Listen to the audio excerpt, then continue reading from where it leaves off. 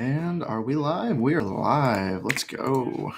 So let me go ahead and put this on here. Go ahead and tweet out something along the lines of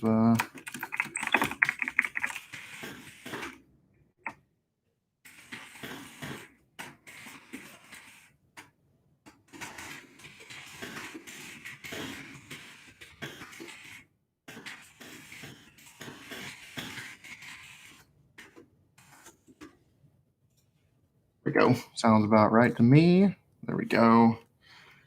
I think this is public. I hope it is, at least. I hope I don't have to deal with this because I've had to deal with it in the past because YouTube live streaming is very, very, very iffy. Public. It should be public. Yep, we are live. Okay, let's go. Hello, everybody. I'm doing another live stream today. I haven't live streamed in a while, within like 2-3 days now, but there have been some things that I want to talk about, specifically the Yankees-Phillies series. I wanted to talk about the 4-game series, including the doubleheader that was the other day, and pretty much do like kind of a breakdown of that, and then talk about the upcoming series starting today, I think at 5:45 Central Time, if I'm not mistaken, against the Rays. This will also be it's a 4-game series as well. There's a doubleheader on Saturday and then Sunday, and then I think the Yankees are off on Monday, if I'm not mistaken. I could be wrong about that, but I think they might be off on Monday. But let's go ahead and talk about the Phillies and the Yankees. Let's go ahead and just start off with game number 1. The Yankees ended up taking game number 1, 6-3. DJ LeMahieu, 2 hits. Aaron Judge, 2 hits. Gardy with a home run. LeMahieu with a home run. Aaron Hicks, RBI, walk. Stanton got a walk in there too. Mike Ford got a decent hit. You got your Shella banging in 3 RBIs. That's always good to see. Gardner, again, 1 RBI from the home run, 1 hit. Pretty solid overall game. Garrett Cole pitched 6 innings, 5 hits, 1 run, 1 earned run. And that's the thing. It's like Garrett Cole, he's going to get the job done. He's going to go out there and pitch quality innings. It doesn't have to be his most electric stuff, because Garrett Cole pitching 6 innings, giving up 5 hits with only 4 strikeouts is nothing. It's literally nothing to him.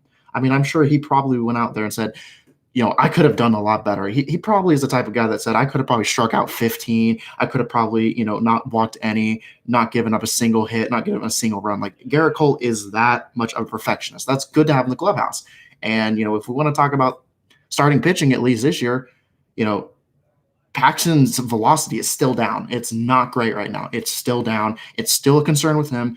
Masahiro, still, I think Tanaka will pick it up, but he didn't have the best start last time. Montgomery didn't have the greatest start last night. We'll talk about that a little bit. So basically, Garrett Cole, even though, he's pitching 6 innings and he's not striking out like 10, 15 batters, giving us his electric stuff, which he had from last year, doesn't mean he doesn't have it. But the point is, he's getting the job done. There's some good contact that he's given up, but with a guy as electric fastball and Garrett Cole, you can afford to get away with some mistakes. And he's done that all season. And he did that last year too.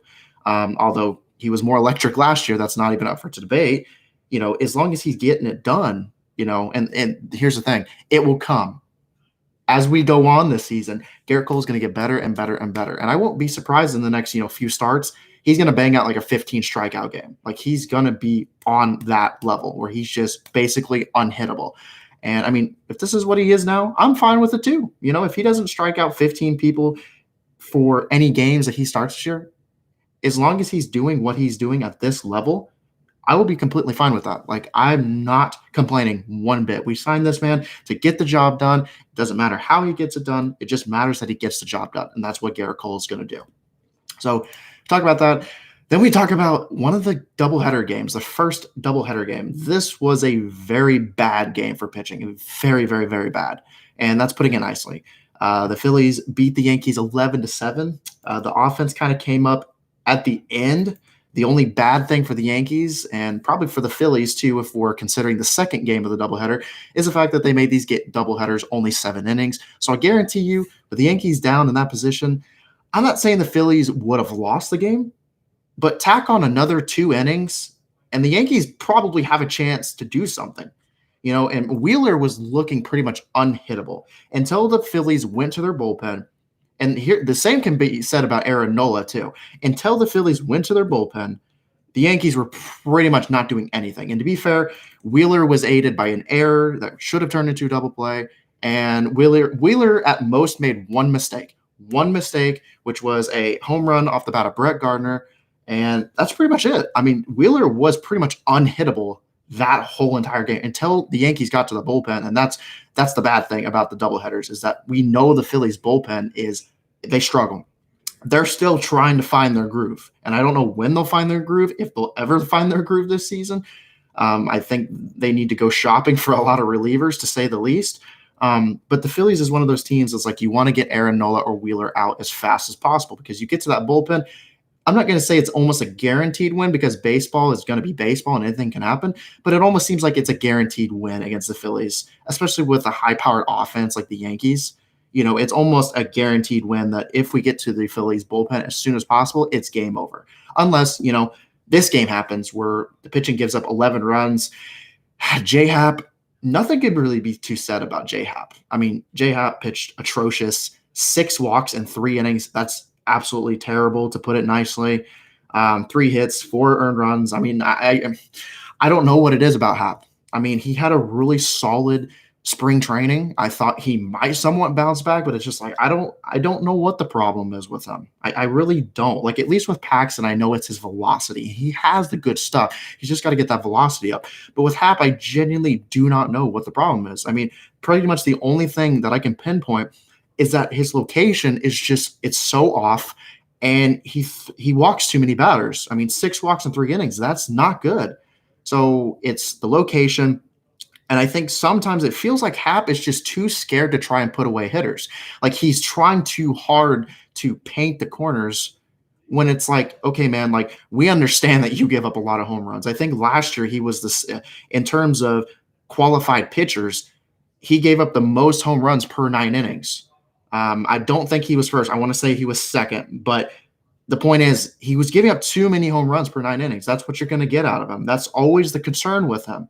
So that might be the reason why he walked a lot of batters, because he's not confident enough to paint those corners and paint those edges with his fastball. He's too worried that he's going to give them meatball pitches. I don't know what it is with Hap. There doesn't really seem to be any silver lining with Hap, in a sense that we're going to get a productive outing out of him. It seems like at this point, it's every blue moon that he comes out and he gives us like 6 innings. And even then, it seems like he's given up 3-4 earned runs. Like, he never has a gem. Like, it's pretty much a rarity at this point that Hap does anything productive. And that's why I'm like, I don't know what it is with this guy. Pretty much the only thing I can pinpoint it is he's just given up too many meatballs, and it seems like he doesn't have confidence in himself. That's pretty much all it is. But at least I will say Holder came out and did his job. 1 inning, 1 strikeout, no hits, no earned runs. He did good. And then Nick Nelson came out. And I don't want to fault Nick Nelson, because he's so young and he still has a lot of potential. But Nelson came out 1.2 innings pitched, 7 hits, 6 earned runs, 1 walk. The Phillies shelled him to death. The Phillies came out swinging when Nick Nelson came out. Like, he got absolutely shelled. I mean, it speaks for itself when the Phillies scored 6 runs in the 6th inning. There's no way to put it nicely other than he got absolutely shelled. And then, Luis Cessa, I hope to see a bounce back season from Luis Cessa. I see a lot of potential in Cessa, and I really like the guy. Came out 1.1 innings, 1 hit, 1 K. I mean, Cessa he pretty much did what he needed to do. So I'm happy with Cessa. Hopefully he can, do that moving forward. We'll see about that. I do have a lot of faith and potential in the guy, but if we're talking about the offense wasn't terrible. 7 runs in 7 innings it's more than solid. It's just the pitching gave up everything for the Yankees. I don't fault the offense one bit. DJ came out 3 hits. He's going to be DJ, and he's going to get hits. He's going to get on base. Aaron Judge, another home run for 3 RBIs. Nothing else can be said other than Aaron Judge is just slapping the cover off baseballs. I believe he has the 2nd highest slugging and 2nd highest OPS in the league, behind Nick Castellanos. Which, to be fair, Castellanos has also been ripping the cover off baseballs lately too. But Judge has been pretty much locked in the entire time. 308 average, 372 on base percentage for you guys who care about those stats. And then pretty much Mike Tauchman. Mike Tauchman definitely should be starting. I'm going to be one of those people. I might be one of those pretty much those I don't know what I'm trying to say here. I wouldn't say boomer in particularly, but I'm going to go out and say that I think Gardner should not be playing every day. I think Mike Tauchman, I think Gardner's getting to the end of his ropes. I know Gardner can still be a helpful, productive guy. He actually was very productive in this series against the Phillies. But overall, I want the younger guy and Mike Tauchman. Mike Tauchman has just as good of defense as Brett Gardner. He has elite defense. I can rely on him in the field. He's got good base running. He's smart.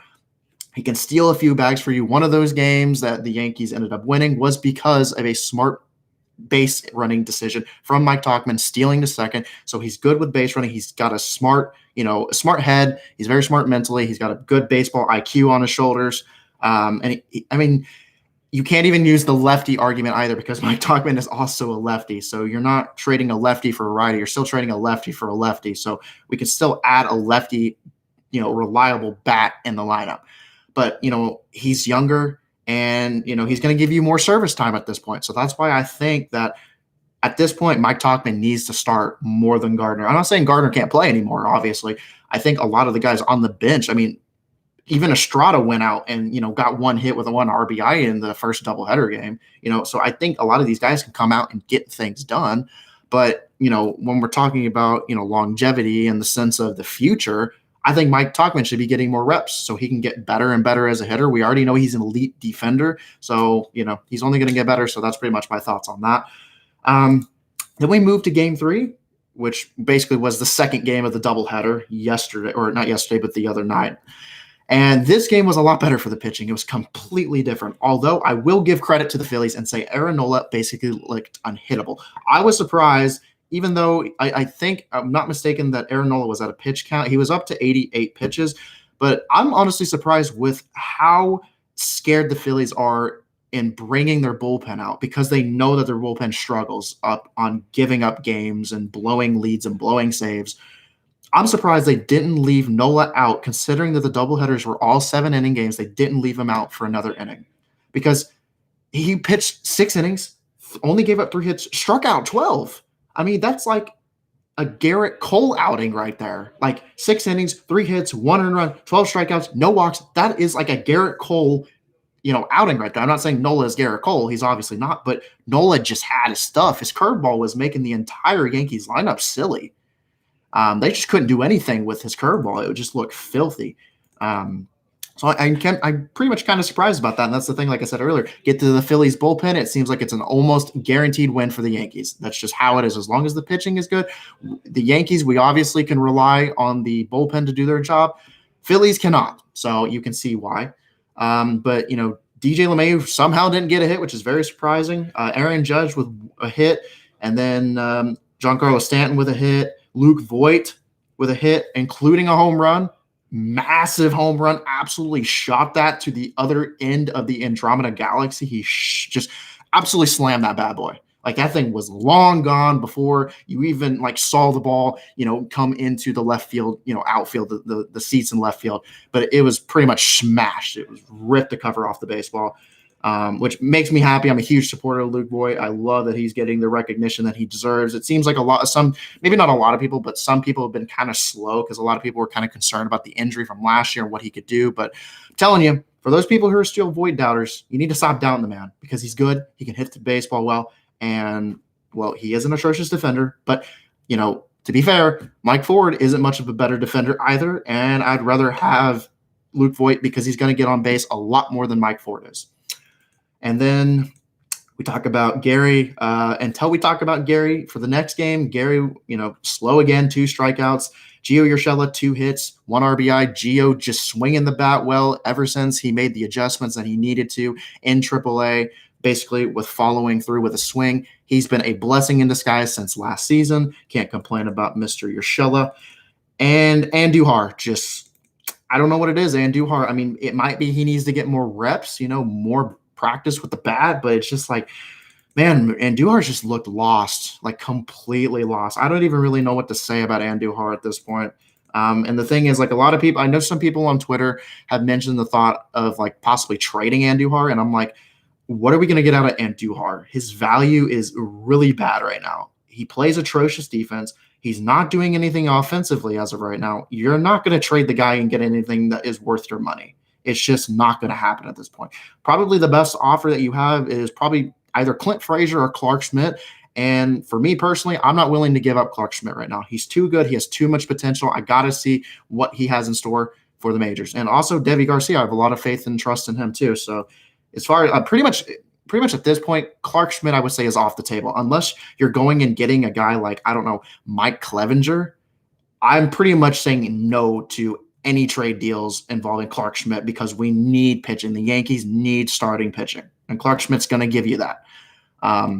I know a lot of people have hinted at the idea of Lindor, but you're not giving up Schmidt for Lindor and, a few other players, because obviously you're not going to just give up Schmidt for Lindor. There's no way the Indians would ever suggest that. They're going to want a few other prospects in the bag with that. But even then, I'm not giving up Schmidt for Lindor because the Yankees don't need offense. They need pitching. They need starting pitching. They don't need bullpen. They don't need offense. What they need is basically solid rotation. They need some other pitchers, some reliable guys to help Cole out, especially when it comes to postseason, except for Tanaka, because Tanaka he could pitch the worst, basically the worst season of his career, and he'll somehow go out there in October and pitch a gem. So I'm not even worried about Tanaka at this point with postseason. I'm just not. And usually I'm not. Usually I'm really skeptical because I'm like, well, you want the guy who has the better numbers in the regular season to go out and pitch for you in the postseason, right? But it's just it doesn't really seem to be the case with Mr. Tanaka. He just seems to go get the job done, and he just does it, and I don't even know. I don't even question anymore. It's like DJ. I don't even question if he gets on base anymore. He just hits, and he hits and hits. That's all it comes down to it anymore. But the pitching was pretty good. Loaisiga, he kind of had some struggles, but he has a lot of potential. If he gets that fastball, the problem with Loaisiga is I think in the first inning, he struggles a lot with getting the location down. But after that, he seems to be fine. And that will be Loaisiga's, basically, that will be the key to his success, is whether or not he can paint the corners and the edge sufficiently, not give up too many meatballs with his fastball, because he seems to pretty much blow hitters away with the velocity on his fastball.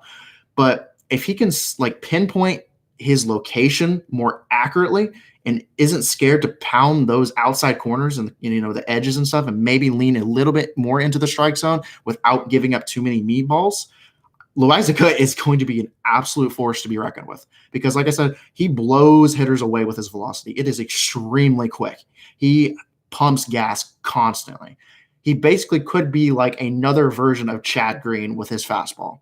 And the thing about Loaisiga, he has potential to, obviously he's open, a few games now, including this game, but he also has the potential to not only be an opener, but he could be a solid starting, guy in your lineup. Maybe not go, 5-6 innings, but go at least 4 innings, 3 or 4 innings, which probably that would be the opening role. But usually most of the time when Chad Green would do the opening role, he'd go 1 to 2 innings. But I think Loaisiga could go 3 to 4 innings, to be honest with you. He has that potential, but he's got to get his location on more consistently. That will be the key. And if he can get his breaking ball more on the outside of the plate away from hitters, especially against, I would probably say righties for sure. If he can get his bread and butter working with the fastball to his breaking ball combo, those two are an excellent 1-2 punch pitch. And if he can get, like I said, it's all about location with Loaisiga. It's not that he doesn't have the stuff. He's just got to hit the strike zone more consistently. Basically, he basically just point blank and simple. He just has to have better location, get it off the edge of the strike zone, whether it's on the edge or the corner, away from a lefty or righty. That's all it is to it. And he's got that potential. And then, Avalon came out, 2 strikeouts in 1 inning. Excellent. Chad Green, 2.1 innings, 2 strikeouts. Excellent again. Adam Ottavino, only 0.1. He only went out. And then Britton with 1 inning, did what he needed to do and got the Yankees to win. So can't complain about that. And then we got the very last game. The Phillies ended up taking it from the Yankees, unfortunately, 5-4. It was a very, very tough game. It was fought neck and neck. And the Phillies unfortunately came up on top. But, Mike Tauchman, again, like I said, he needs to start 2 hits, 2 RBIs with bases loaded. A very important situation there. Then you also have Brett Gardner. Brett Gardner, he had 2 hits. Again, not saying Brett Gardner can't be productive because, like I said, he was very productive against the Phillies this whole entire series. But in terms of your longevity and in terms of your future, I'd rather have Tauchman starting over Gardner and getting Tauchman daily reps. But you don't have to worry about his defense because he's just as good, if not a better defender than Brett Gardner is. You could make that argument. And then Gary Sanchez, the one positive thing about yesterday was that Gary Sanchez, although he struck out twice, he got an absolute slam dunk. Like, he bombed that home run. And that's a good thing about, Gary Sanchez. We can hopefully see that Gary is going to be on a hot streak, because Gary is one of those players. He's going to be a streaky hitter. He's either going to be really, really bad and look lost at the plate, or he's just going to smack like 3 home runs in 3 days. He's got to be that type of player for you. So hopefully we can see Gary get on a hot streak. We need him back. We need him back, not just from a catching standpoint, obviously, because he's a good, reliable catcher, although the pass balls seem to be a problem with the pass. But he has definitely got better with his framing as a catcher, which is definitely very productive and definitely something to look forward to.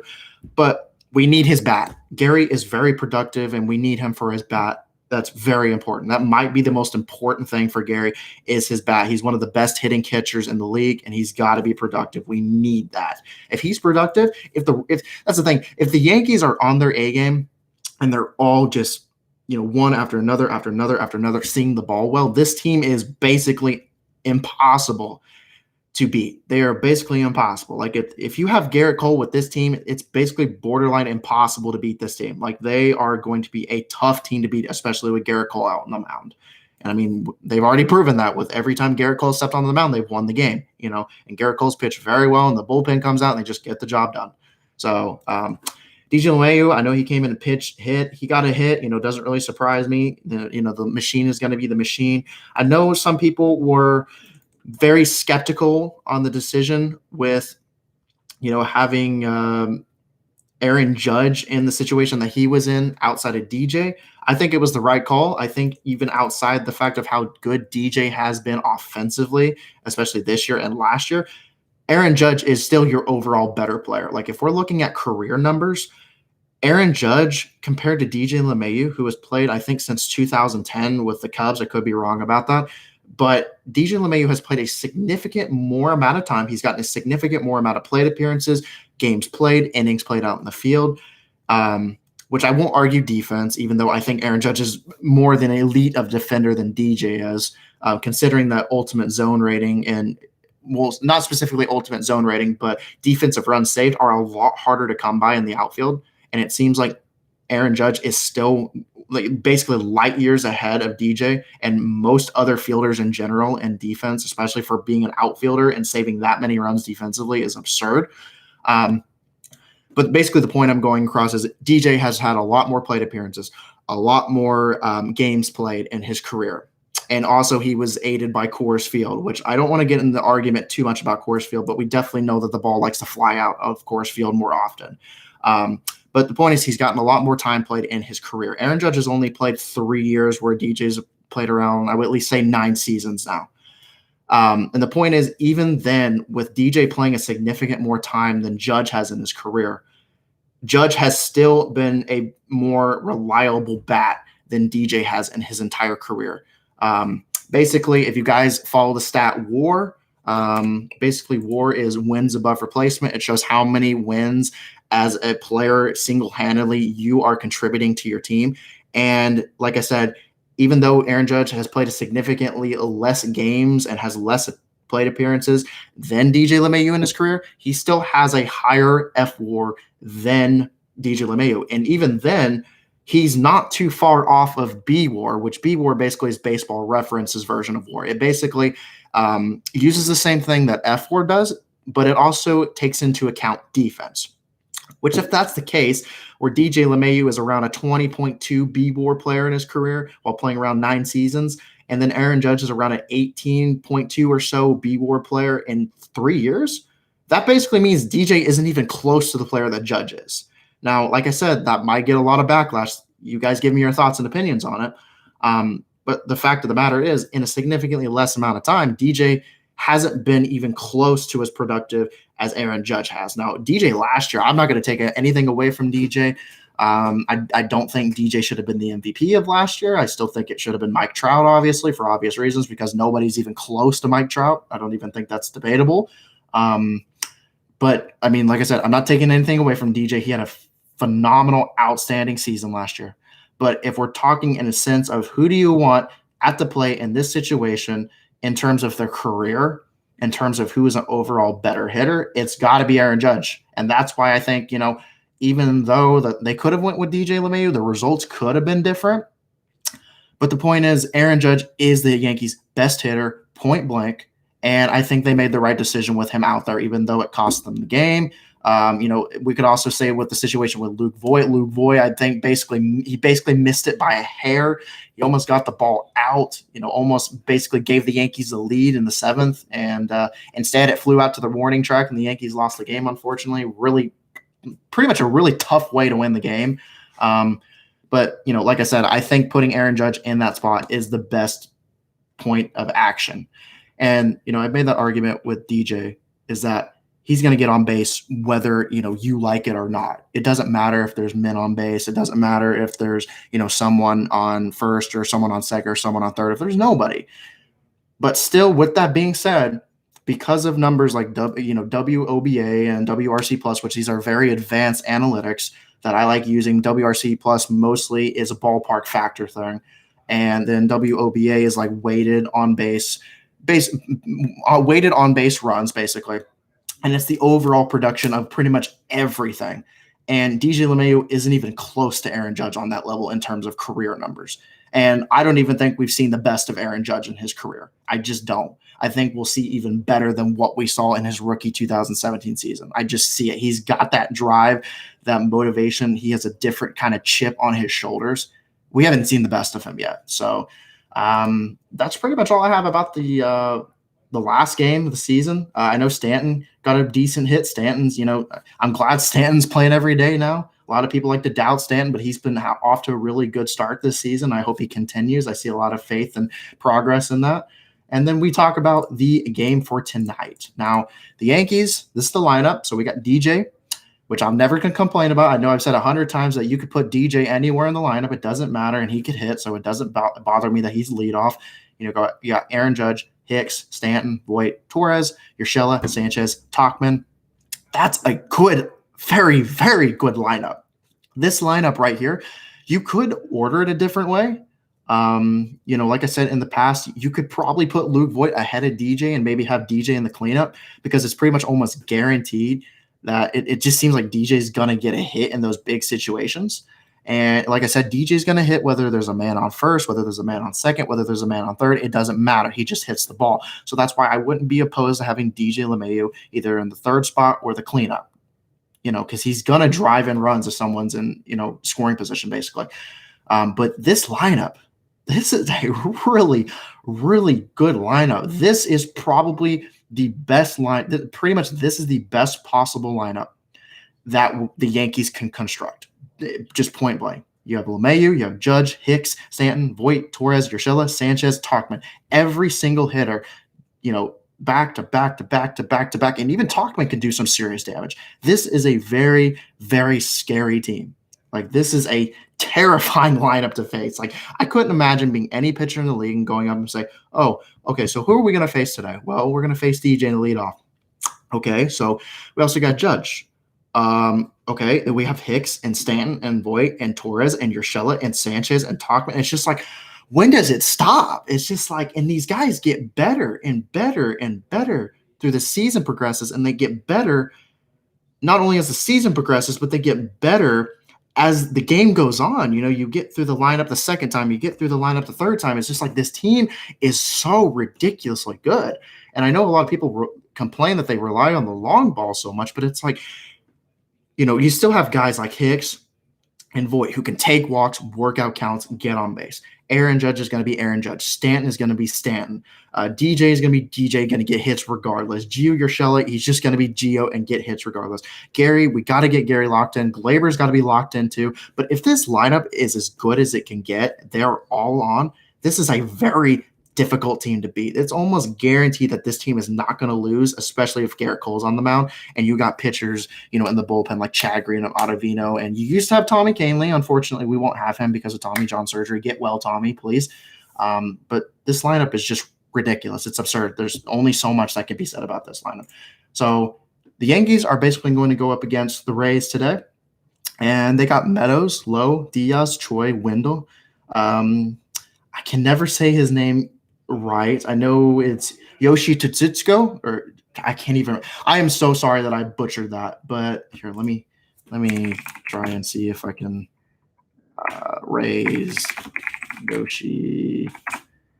Yoshiotomo. I know the first name. I could say the first name. Yoshiotomo Tetsuko. I pretty much know I'm butchering that very, very badly, but that guy is going to be a huge problem going forward for the Yankees. That guy has a ton of potential. He's probably going to be the best bat in the Rays lineup for a significant time being. Definitely Meadows is a very significant bat, a scary guy that you don't want to, tempt too much. But outside of that, it's just like the Rays offense. That's the problem with the Rays. Their pitching is so good from top to bottom. Their starting rotation is scary. Their starting rotation is scary. Their bullpen is scary, but their offensive lineup is just a huge question mark. Like Kiermaier, elite defensively, but he just doesn't seem to do anything with the bat. It's just like a lot of these guys. Choi isn't what he used to be with the Yankees like he was. Pretty much the only two guys, I will give some credit to Lowe. Brandon Lowe has got some potential. I will definitely say that.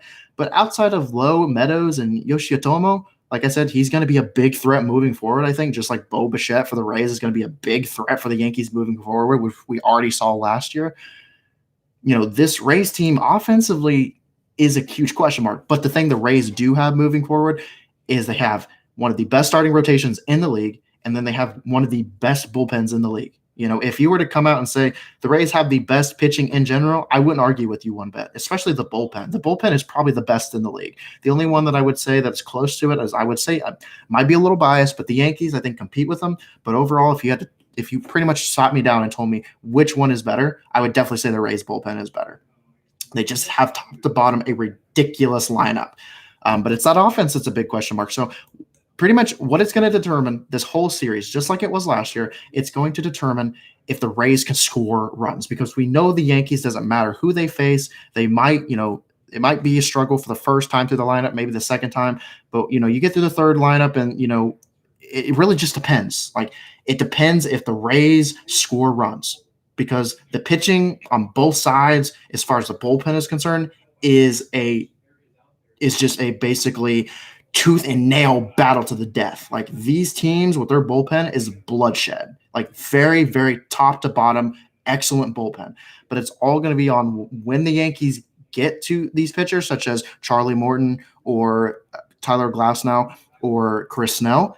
And it's all going to depend on, because honestly, as good as the Rays are in the bullpen, the Yankees seem to get to them like no other for some reason. And I know there were some games last year that the Yankees just seemed to get to them, like get in their head, especially Chris Snell. Charlie Morton is probably the biggest threat, and I'm not sure. I think J Happ is pitching for that game. I'm not too sure. Actually, let me look this up real quick. I'm not entirely sure who's pitching the Charlie Morton game.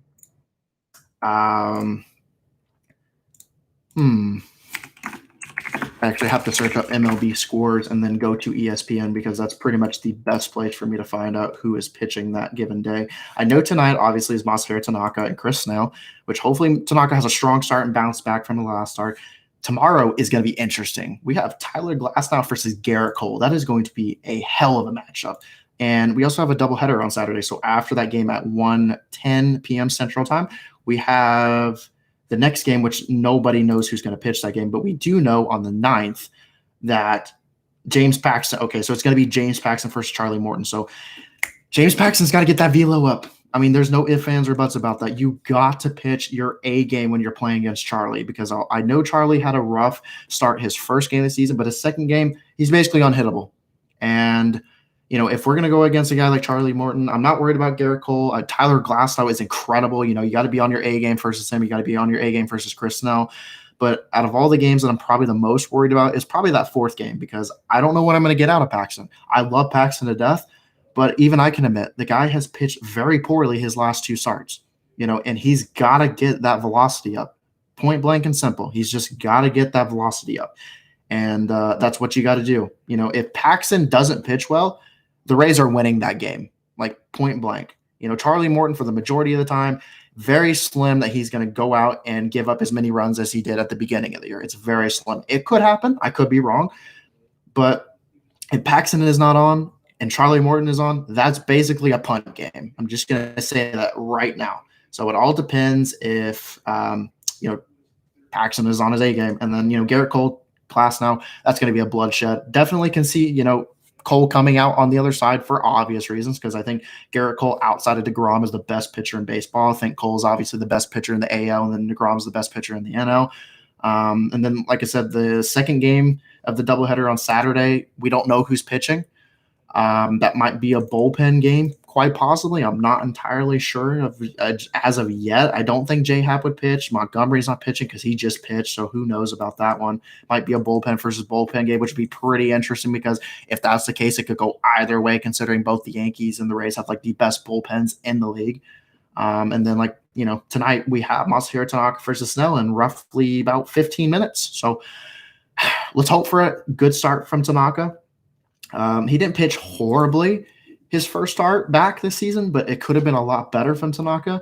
But it does seem like when Tanaka pitches against the Rays, he pitches really well. I mean, last year he pitched a full game shutout, complete game shutout. I remember that because Michael Kay was like, that is a man's performance. He just completely went out there, shut the Rays offense down, point blank, made them look silly. So who knows? Maybe because, Masahiro is really good against the Rays. I don't usually believe in matchup stats most of the time. It just depends. They're really iffy to me because, certain guys can come out and just see the ball better than others sometimes. Unless you're, David Price versus Gary Sanchez, it's a little hard to not believe that Gary Sanchez just sees the ball better from, David Price. But, let's see. Yankees should have Luis Medina in their roster. They definitely could. I still think they should bring out Clark Schmidt. They should promote him up. I still don't know why Clark Schmidt hasn't got. Maybe he might be starting. Who knows? He might be starting on the game for Saturday, the second game of the doubleheader. I don't know. Would I be completely happy with that? Yes, I would, without a shadow of a doubt. But as of right now, I don't know who's pitching. I really don't. It could be a bullpen game. It could be Clark Schmidt. They might call him up. It's definitely not going to be Garcia or anything like that. If it's anybody, it's going to be not Garcia, but it's going to be Clark Schmidt for obvious reasons, because he's the best starting pitcher in our rotation that we have that is in AAA at the current moment, and he's got a lot of potential. I don't have to say that too much about it, but Clark is good. Yeah, I have a lot of faith in Clark, but as of right now, said it a million times, not sure what's going to happen on Saturday. I'm probably assuming they're not going to release the lineup until tomorrow for both teams, is pretty much assuming so. Obviously they won't release the offensive lineup till tomorrow, which I'm not really concerned about that. I'm more concerned about who's pitching tomorrow for the second game. But let's hope. Let's really hope it's Clark, because I really would like to see Clark go against the Rays and kind of see what it's like. Finally get him his first start of the season, and we'll pretty much go from there. There's nothing else can be said. But that's pretty much all I have to talk about today, guys. I do have a topic that I want to talk about tomorrow. It's going to be a very interesting topic. I have a guest from John Boy Media that will be on the podcast tomorrow. So I will save the topic for tomorrow. Actually, there might be two topics that are very, very controversial. But I do have a guest tomorrow from John Boy Media, and that should be really, really entertaining to see what takes he has, and then we'll talk about it a little bit, and we'll save those takes for tomorrow. So I do hope you guys enjoy the game. Hope the Yankees come out on top, and then they improve their record to basically 10-3, because I forget that they lost 2 games against the Phillies. They didn't play the best baseball in the world against the Phillies last series, but at least you break that. You get the tie. You break the series. You don't lose the series 3-1, which would be the worst case scenario, especially against the Phillies, because I know the Yankees are more than capable of winning 3 games. 3 out of 4 against the Phillies, or 2 out of 3, or, sweeping the Phillies. The point is winning the majority of the games. But like I said, hope you guys do enjoy the game. Hopefully the Yankees win. That's best case scenario. And I will see you guys later.